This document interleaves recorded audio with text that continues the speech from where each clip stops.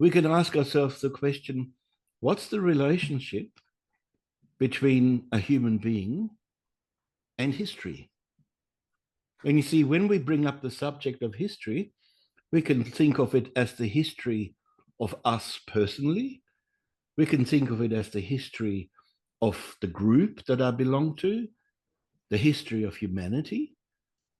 And then we can take it further, the history of the solar system and the history of the whole cosmos. All of that is included in the word history.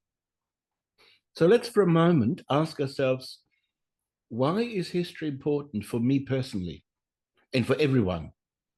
Imagine, this is like a little thought exercise. Imagine one day you wake up in hospital, you've had whatever it was, an accident, you've lost all your memories. You can't remember anything. So you don't remember your name, you don't remember your friends, you don't remember your family, you don't remember where you came from.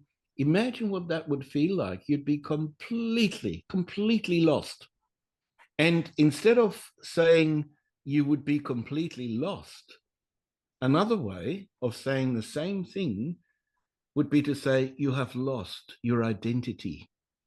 Because you see, our identity of who we are as human beings is the sum total of all the experiences that we've had. And when we lose our history, when we lose our memory, we will have lost access to those experiences. We no longer know who we are. Now, in the case of human beings, such a situation rarely happens. But you could also look at it not just from an individual perspective, but you could look at it from the perspective of a whole group of people, of a whole tribe, a whole nation, for instance, because every group also has a history. So imagine what would happen in a particular group, say in a country or in a society, where some people decided we no longer teach history from now on. And so the children grow up not knowing any longer what the history of their homeland is. Imagine what a situation that would produce. Because we all carry our history, like the group that, like the fact that I'm living in Australia, for instance, I still have a part of Austria within me.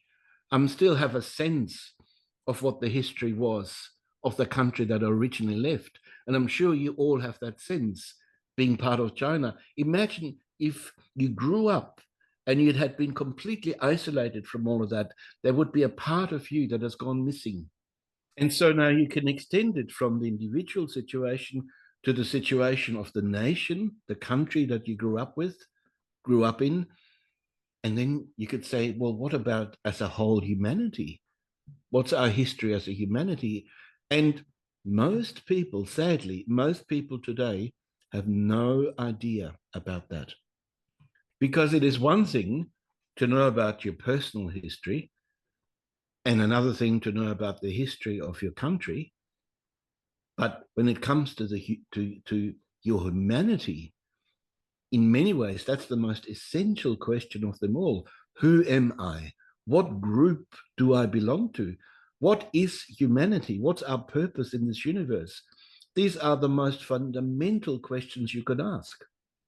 And let's say, even if you believe in reincarnation, you may even have an experience of your past life. So you have a sense individually where you came from. But even if that's there for you, that still does not answer the questions about the origins and the purpose of humanity. Buddhism, but also Hinduism, and you compare it with Western spirituality, one of the biggest differences, he says, is that in Eastern spirituality is non-historic. Western spirituality places the existence of humanity into an evolutionary pathway. So how are we to understand this when he says non-historic approach to spirituality? When you look at, and I'm certainly no expert, and I stand to be corrected, but my impression of, say, Hinduism, maybe also Buddhism, is that the attitude is to achieve nirvana, to become one with the ultimate source of being. And so life is this journey of escaping the reincarnation cycle and to become one with beingness. And this is like an eternal state of beingness.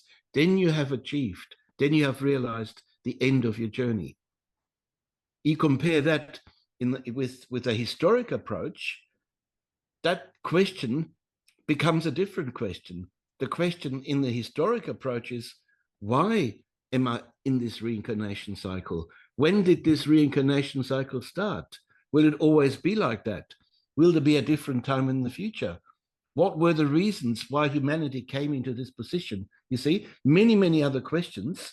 And that's what the historic questioning asks us to find answers to. And so it is this historic perspective that allows us to come to a view about humanity that unites us all. Because ultimately, we all have the same cosmic past, a common cosmic past, and we have a common future cosmic destiny.